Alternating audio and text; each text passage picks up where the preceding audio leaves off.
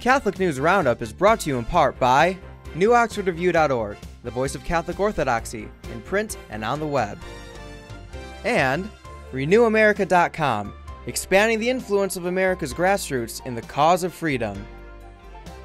And TheAmericanCatholic.com, politics and culture from a Catholic perspective.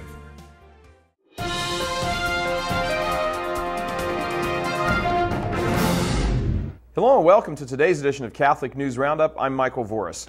Pro-abortion president in a free fall. The latest poll results show a devastating picture for pro-abortion Obama.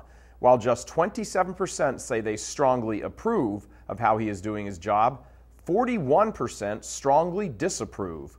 Overall, 44% of voters say they at least somewhat approve of the president's performance, while 55% disapprove. Obama has spent over a year and a half in office promoting abortion at home and abroad like no other president in U.S. history. Additionally, he has surrounded himself with nominal Catholics in an effort to make his social policies appear just. The poll numbers are from the Rasmussen's daily tracking poll. Pro-abortion Congress, even worse. It might be time for congressmen and congresswomen to start packing their bags.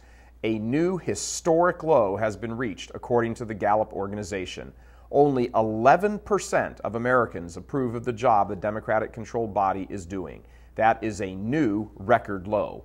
While Congress has been largely ineffective in dealing with the economic quagmire, it has been wildly successful in promoting Obama's radical social agenda of abortion and homosexuality and a host of other initiatives a broad segment of the American population simply disagrees with. Catholics in Congress make up the single largest voting bloc when measured by religious faith, and the vast majority of those Catholics are liberal Catholics in name only. Homosexual intimidation. Homosexual activists' behavior at rallies sponsored by a touring pro-marriage event has ranged from, quote, silly to crazy and disgraceful, one event leader reports.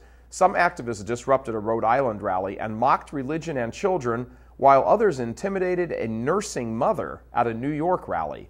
The National Organization for Marriage, NOM's Summer for Marriage Tour stopped in Albany, New York last Saturday and in Providence, Rhode Island on Sunday.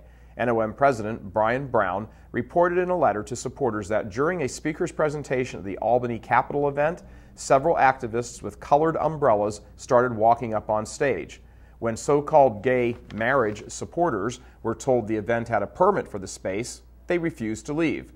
Though rebuked by Capitol Police, quote, they hung around, holding their rainbow-colored umbrellas and balloons, he said. Stay with us, back in just a few seconds.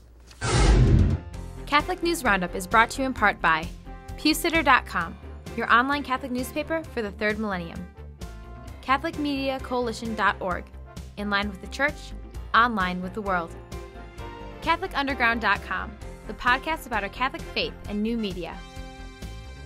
And DFWCatholic.org, spreading the truth, one city at a time.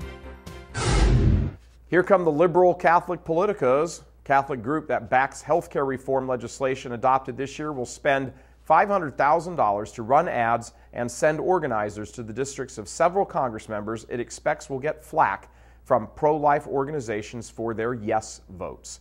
In Ohio, Catholics United announced it will help at least two Democratic representatives, John Bossieri of Alliance, Ohio, and Steve Dryhouse of Cincinnati, Ohio. Both men profess to be Catholic while voting for pro-abortion health care legislation. The group isn't backing any Republican members of Congress because none of them supported the health care reform bill, said Catholics United spokesman James Salt. And lastly, Redecorating Chapels. In the name of accommodation, many Catholic hospitals around America are redecorating their existing chapels to create a friendly environment for Muslims. The latest example of this is Georgetown. Washington, D.C.'s Georgetown University Hospital added Muslim prayer rugs at the back wall of its Catholic chapel and later removed the Stations of the Cross facing Mecca.